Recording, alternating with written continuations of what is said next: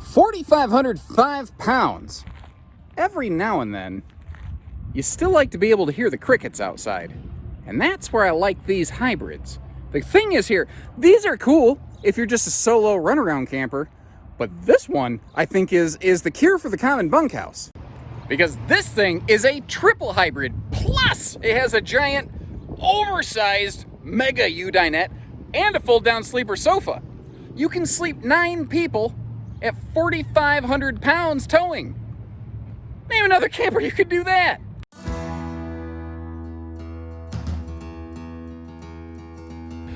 And I don't know why.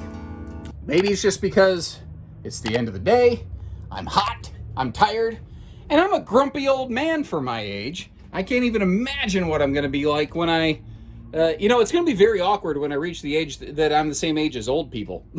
Because I still feel like a Toys R Us kid, but what I'm getting at here, for whatever reason, I had this like chip on my shoulder when I approached this camper, and I'm like, I'm gonna find wrong stuff with it.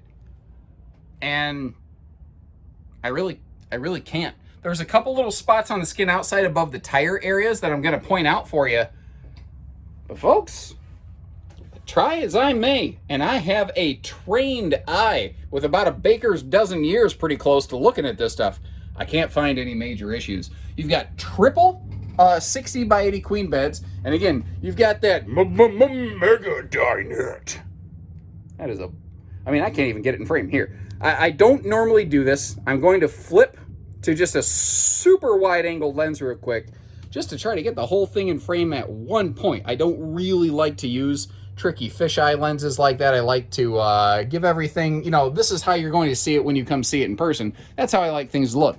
All the factory electronics, everything's still here. Like that TV is actually on a pivot mount, which is kind of cool. It's carpetless, ventless flooring, spick and span. Well, it's funny I say spick and span. I didn't do this on purpose, but it smells like spick and span in here. This has been, when I say it's clean, I don't mean it's like, oh, it's clean, buddy, you need to buy this one. It's physically cleanly inside of here. That is also an 8 cubic foot gas electric 2-way fridge, and giving you a good look at all the storage here.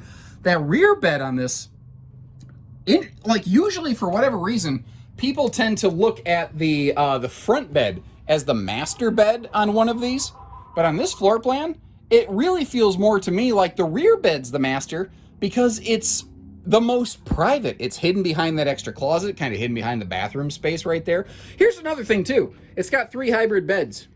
Nothing says you have to use them all the time. You can add or subtract the beds as needed to fit your specific camping situation on a given day. Now, the bathroom is a Joe Friday, just the facts, ma'am, kind of bathroom right here, but at least that's a porcelain stool. That is a tiny shower. That I ain't even gonna church it up. I got no salesy way of saying it. That is a tiny shower, and if you're my size and you're taking a shower in there, that curtain is gonna suck itself against your wet skin like a squid attacking Jacques Cousteau. Now, kind of like those pinholes that I mentioned above that front bed there. They're minor, but you deserve to know about them. Similarly, something I feel is minor, maybe you don't feel as minor, but I do, is I noticed around both tires, you can see, look at this reflection right here. I'm gonna move the light around it a little bit. See how the light's dancing? There's a little ripple right there. I've looked all around this thing. I had a flashlight under those kitchen cabinets. There's not a speck of mold in this thing. I don't believe that was due to a leak. I think it's just where the trailer flexed a little bit while it was getting towed, because that's right by the tires, and you see the exact same thing over here on the other side. It is way too consistent, in my estimation, to be something like water damage. Now, we'll get to that little ripple over here in just a second, but there's no like mold spots or anything. This thing is just, holy cow, it is just gleaming well maintained, which is another reason why I don't think it's a leak. Like, you can see a little bit of that ripple right there. Again, right next to the tires, right next to a flex point potentially. There's a lot of stress right there. Little storage kick right under that little U-dinette right there. Interesting. Looks like they added a handy little sewer hose caddy. And I mean, they shined the tires up even before they brought it in here. This thing is sharp. It is sharp. All 3 bed ends looking real good. Again, they didn't, stow stuff away when it was wet.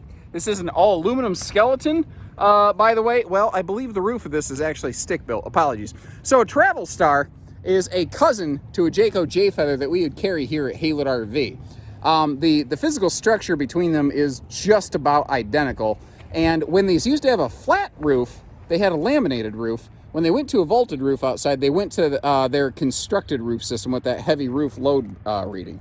Now, something that's interesting, it almost feels like it hangs down too low right here, but I also really like the idea that I could be doing some grilling while chilling in my favorite patio chair, because that bumper mount grill system there. Now, one other thing I want to point out, it does hang low to the ground, but the RV is also not level. The nose is pointed up, and it's parked in a divot right now. So I think it would actually sit up a little bit more at waist level like it's supposed to. Oh, I am just enjoying that breeze too. I've tried to keep the energy up, keep things a little bit exciting here today, folks. It has been a very good day, but a very long day. We've seen a nice surge of combination of new and used and consignment RVs come in today. That means that I have been nonstop on my feet on the camera, and now I've got all the work to do of taking all this footage, organizing it, getting it posted. But I suppose that's for me to worry about, not for you to care about. If I trailed off a little bit, give me a mulligan on this one. I'll try to come back tomorrow caffeinated and rested, and we'll go at it again. And if you'd like any more information on this, give one of our team members here a call. The thing's in good shape.